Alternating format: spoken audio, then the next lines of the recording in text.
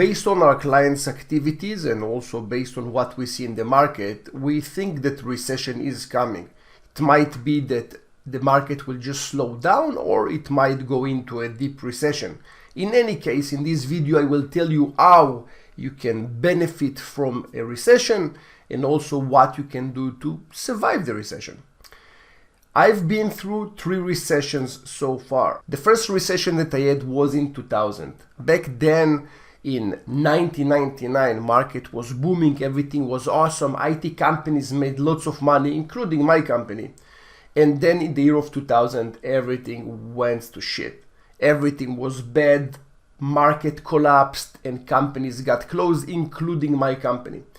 The thing is, I didn't even understand what is recession, and that recession can even come because everything was so glorious and great. So that was the first recession, and this is when I learned that recession can come, but I also knew that the next recession, I'm not going to be one of those going down. The second recession came in 2008. At that point, we were very much prepared for the next recession. Even though in 2007 everything was booming, economy was high, basically anything that you put on market was sold. It was awesome. But we still knew that there is a chance that recession will come, and we did prepare for it. So in 2008, when recession hits, we had a plan that I'm going to talk to you about this plan in this video, and the plan basically doubled our money. And 2008 was one of the best years in my business history. The third recession was the coronavirus. And the coronavirus also, then we had a plan. So the first month of the coronavirus was horrible. It was about March, and April, everything went up and everything was good until now. So if you have the right plan, everything works. So in this video, I'm going to do 2 things. One, I will talk to you about how you can save some money, basically how you can preserve cash. And the other section of the video, I will talk to you about the general plan of how to operate in a recession market. Now, all that is based on my understanding of the market. I am not a guru, financial advisor, or a smart guy that finished Berkeley, okay? I'm just talking from my personal experience and the way that I operated in those situations. We are going to start with money preservation. Think about it like oxygen. With no money, you're dead. So we need to preserve some money. We are going to have 9 items in this section, and the first one will be reducing subscriptions. Last month, I went over my subscriptions and I reduced thousands and thousands of dollars. And it's just amazing. When the bookkeeper provided me the list of all my subscriptions, it was insane, because while you're going through your business, you don't really have too much time to evaluate each subscription unless it's extremely expensive. And then you collect, $30 per month per user, here and there and here and there. And eventually it comes to tens of thousands of dollars for subscriptions. But when you really evaluate your subscriptions, and as you should, as the owner of the company, you see that most of them are crap. You see that some people using Miro and some people use Lucid, which is the same subscription, and there is no reason to do it. So you can consolidate some of them, and some of them people thought it's a great idea when they bought the subscription, but later on no one used it. So I was able to reduce almost 50% of our subscriptions. It's tens of thousands of dollars in saving. So it's a big thing. Go over your subscription, and hopefully your bookkeeper is organized enough to do it. If you don't have a good bookkeeper, in the description below I will leave you a link to my bookkeeper, which is awesome. Point number 2, will building substantial emergency fund. Try to have enough money for the day off. Usually when recession hits and all the news channels will start to say, okay, recession is here, usually everything cools down and you will need to have few months or few weeks that you can survive. And this emergency fund cushion supposed to help you survive this small period of time. The third point will be automation. Now, automation is good in any case, when you have money, when you don't have money, because eventually automation is supposed to reduce your mistakes, and that means people work for free fixing those mistakes and you're losing customers, right? So automation for sure is in. It's also reducing manpower, because a machine can be more efficient than a human, and also the expense on the machine, even creating the automation and maintaining it, will not cost as much as a human. So automation for sure, go all the way. We are personally using Zoho, and we can help you with automation, but there are lots of other companies as well that can help you with automation. The idea is reducing expenses by automating your business, bottom line. Point number 4 will be your vendors. You will need to shuffle your vendors, but before that you will need to create some kind of a list of all your vendors, and then you will need to create a bucket of your awesome vendors, the one that gives you value, they're awesome, and you want to keep them. The other bucket will be a list of vendors that are okay, or maybe not that good, and then anyone else can replace them. The first bucket of the awesome vendors, you will probably want to talk to them, tell them about your fears that you think that recession is coming, if you do, of course, and then you want to renegotiate your agreement, not from the point of being cheap, from the point of trying to preserve cash in your company so you can survive the recession. Okay? So it's important to be honest and not to try to show them that you're trying to cheap on them. Okay? Because every business understands recession. The list of vendors that are not great or anyone can replace them, for sure you can find someone else to do what they do if they're not great, and you will pay less. Okay, so rethink your vendor list at that point. Point number 5 is account receivables, basically people that owes you money. And this is a scary point. If your bookkeeper is good and is doing a good job, your account receivable is up to date and you know what's going on. When we're working with our clients, we see many times that bookkeepers do funky things with account receivables. Sometimes they will reset the account receivables because they don't like to see a big number. Sometimes they will allocate money that comes into the wrong account receivables, and therefore it will offset the person who owes you money. But it's not really the case, you know. So hopefully your account receivables is good and up to date, and then you will need to start to tackle your account receivables before market goes down, because when market goes down, people will not tend to pay. So your account receivable need to be up to date, and you will need to try to collect as much money as possible. One of the tricks of collecting money is giving some kind of a benefit. Might be a small discount, might be that you will provide credit on your next purchase, whatever it is, but you're trying to close your account receivables to the minimum. Point number 6 will be talking to your bookkeeper and accountant. This is a critical point. If your bookkeeper and accountant have very good reporting on your business, they will be able to advise you where you can save. And this is something that I did this month with my bookkeeper and accountant, and they gave me valuable information that I was able to save and will be able to save during the next few months lots and lots of money. Point number 7 will be your credit card or anything that you're paying high interest. Credit card most of the time will be 10 to 20%, which I think it's like criminal, to charge so much interest. But this is the world that we live in. You will need to close the debt, and you will need to sponsor it probably or from your cash or from your low interest debt. So you won't carry so much debt. In case of recession, your income will not be that good, and then the money that you will pay on your debt will go up and up because you will need to borrow more and more in so much high interest. Basically, it will kill you. So high interest needs to go. There is no place for it in your company. not in recession and not in recession times. Point number 8 will be expansion plans. The smart people out there will tell you that during recession you're not supposed to have any expansion, but I'm not sure I agree. I think it's a gray area. If you have an expensive expansion, probably you don't want to do it because you need to preserve cash.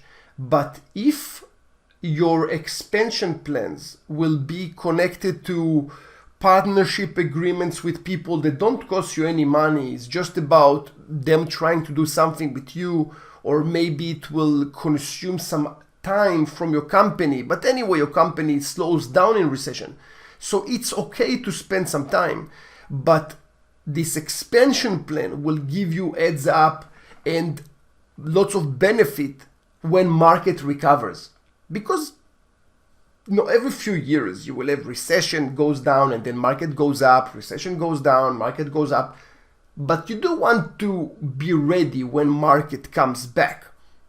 And this is the point. So if you have expansion plans that are heavy in terms of money, obviously it's a no-go. But if you have expansion plan that you can create some kind of partnerships with organizations, or maybe just make use of your existing manpower time, which you pay them anyway, then it's awesome.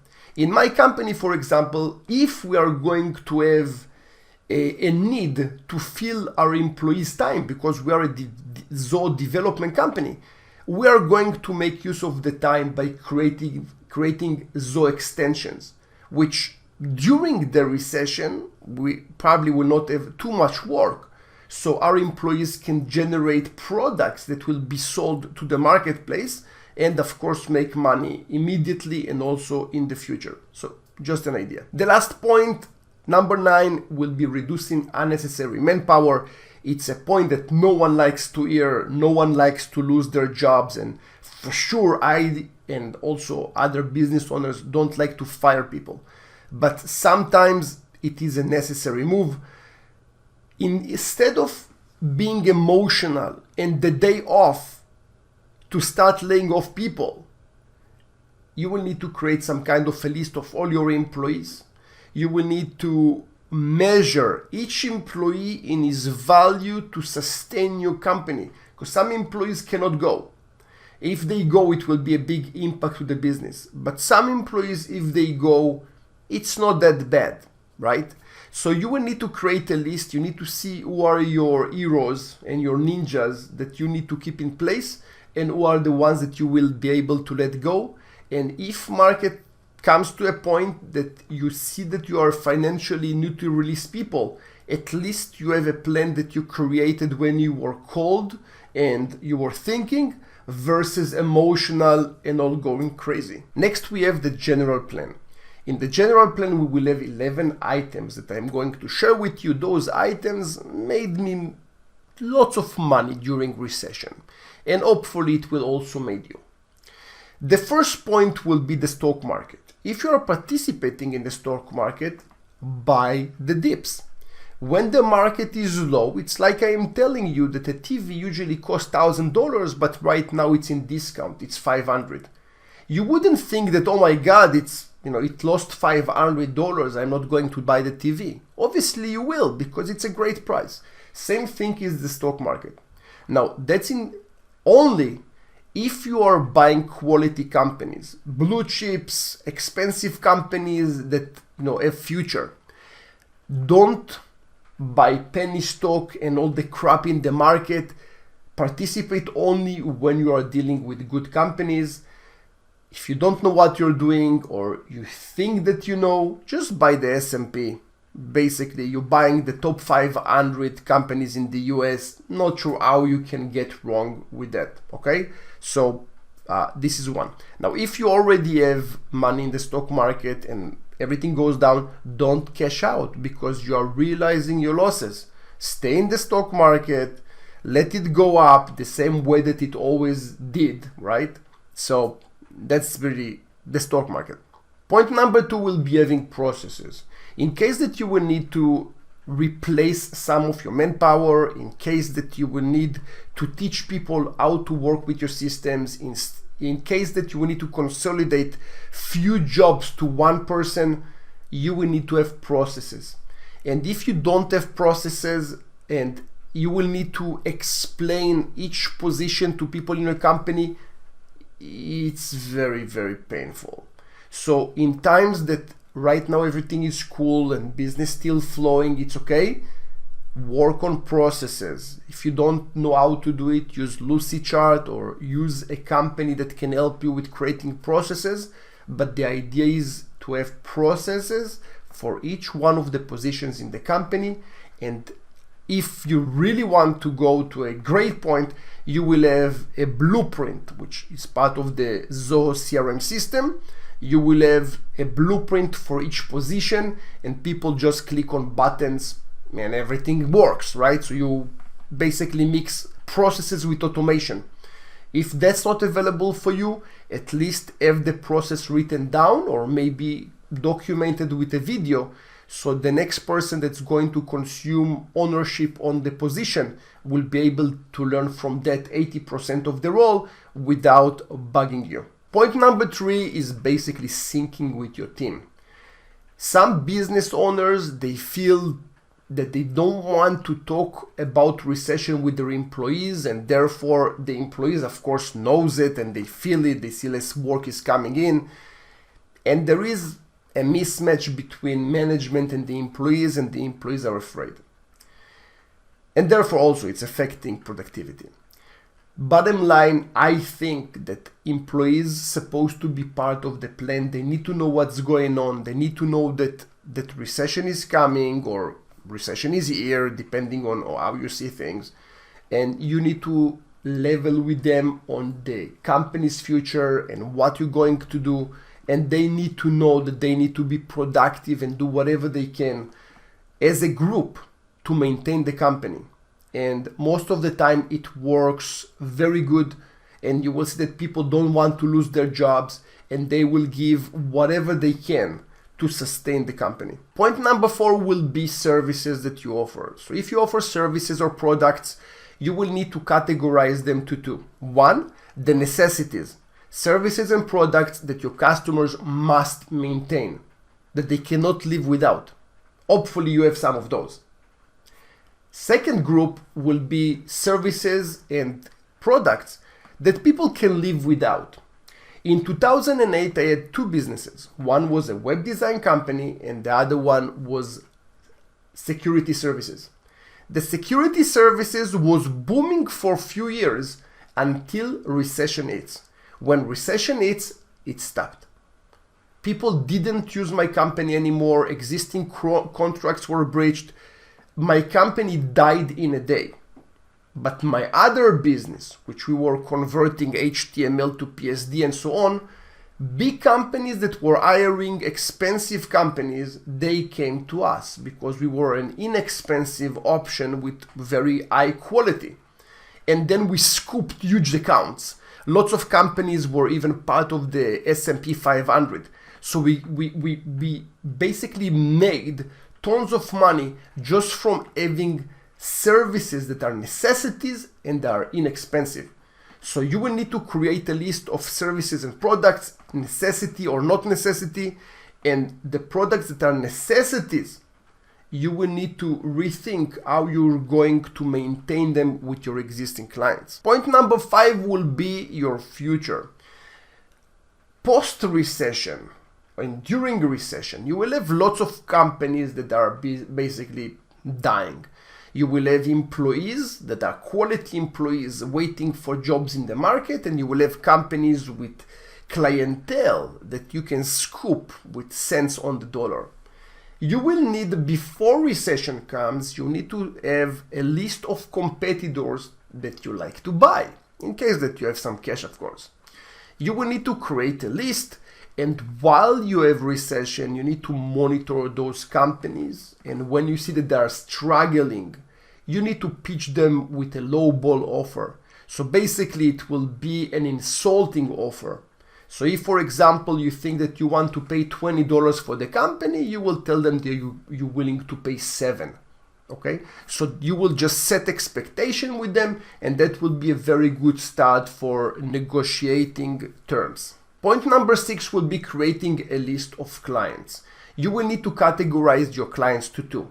One will be your VIP clients, and usually the way that I work with VIP clients, it will be based on monetary value, how much money they spend with me, when was the last time that they spent money with me, and how many transactions they have with me. The transactions might be numbers of transactions or maybe number of products that they have with you. Those clients you need to keep very close to you. You will need to maintain relationship with them. You will need to make sure that all the time you are in contact with them. It's very, very important. Those companies will save your company when the day comes. Okay, so the VIP clients are a must. The second group, of course, you need to maintain relationship with them, but if they're already not VIP clients and you're close to recession or in recession, there is a chance that they won't become your VIP clients unless you have the necessities. But we will talk about it in the next points. Point number 7 will be how to create more necessities for your company, and those necessities basically will keep you afloat. Sometimes the necessities, the services that basically every company needs. Take an example, Zoho CRM license. Companies can cut lots of subscriptions, but they cannot cut their CRM because obviously if the CRM is cut, they don't have a database. So there are some services that companies need to keep, and you will need to think about more necessities that you can create for your company that will keep you afloat during this time. And also it will give you more relationships with new clients, and therefore post-recession, you will be able to have more business with those companies thanks to those necessities. Point number 8 is scaling up your business without scaling up your business. Basically, whatever field that you are in, there will be lots of companies that are selling products that are complementing your products or services that are complementing your services. If I am, for example, in the Zoho world, which is CRM, lots of companies that use me will also need web services, or they will need business cards, or lots of other services from the business world. In that case, you can create partnerships with companies that basically you will resell their services. But the idea is that you will have your affiliate commission without putting more money in this process. So you're basically becoming a sales unit, but you also need to provide some kind of a value. In my case, for example, when we're selling web deals, our value is that we're able to integrate the web component with the CRM, and also we're able to advise on the marketing side. So we do have some value and we make money on it. So if you're just referring someone, not sure that you can, well, you can of course, but I'm not sure that it's fair to have a commission on it. But if you bring value to the table, I think it makes sense, and you can grow up your company by other companies serving them. During recession, companies will disappear. Some of them will be your vendors.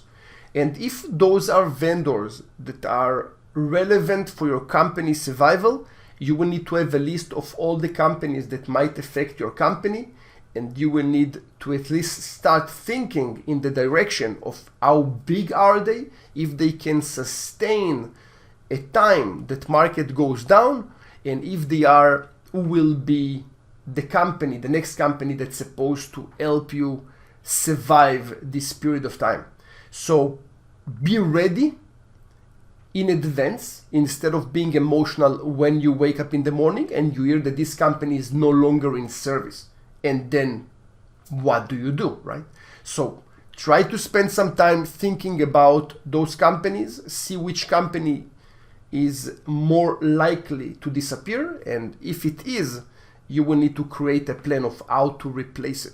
Point number 10 is investing while you have a downtime. So while you have the downtime, let's say like March 2020, when everything froze, we spend lots of time creating assets for our company, and it gave us a huge head start when work started coming in again. So when you have a downtime, and by the way, lots of our clients during COVID were companies that were down. They didn't work, but the business owners worked with us on automation because they knew that now they have downtime, they're using it to start to ramp up before COVID ends, and they will have a competitive advantage. And that's exactly what happened. So it makes sense while you have downtime, instead of staying depressed and stay home, create projects that are not expensive so you can start working on your future. Point number 11, this is my favorite one, and that was the one that really helped me in 2008, is basically competing with the big boys. There are big companies out there that are serving other big companies. In recession times, the big companies will need to find an affordable solution to their problems. For example, in 2008, I was providing web services. Now, as a small company, I couldn't really get the Johnson & Johnson and the JVC and all the big companies because I was too small. But when recession comes, those big companies are looking for an inexpensive vendor because they need to continue having their web projects and all the other projects in the company. And the bottom line is that those big companies are dumping their big media companies and finding an inexpensive solution. And we were this inexpensive solution because we targeted those big boys the day recession hit. It was part of our plan. What you need to do is try to think how you can approach the big boys and offer them your services. Basically, they will take you and they will dump the other companies that they are working with. Okay? So that was point 11. That's it. That's all I have to say about recession. There are lots of points here. Probably I can have 10 hours worth of content from those points, but I don't have 10 hours. So I shoved everything to half hour. Hopefully it will help you the same way that it helped me and my clients. Thank you very much for watching. If you like it, thumbs up is always appreciated.